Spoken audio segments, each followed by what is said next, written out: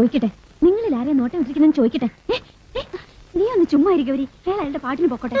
അങ്ങനെ പാട്ടിന് പൊക്കോട്ടെ എന്ന് പറഞ്ഞാൽ എങ്ങനെയാ? നമ്മൾ അറിയണ്ടേ അയാൾ ആരുടെ പിന്നാലെ നടക്കുന്നതെന്ന്. വിട്ടെ, വീട്.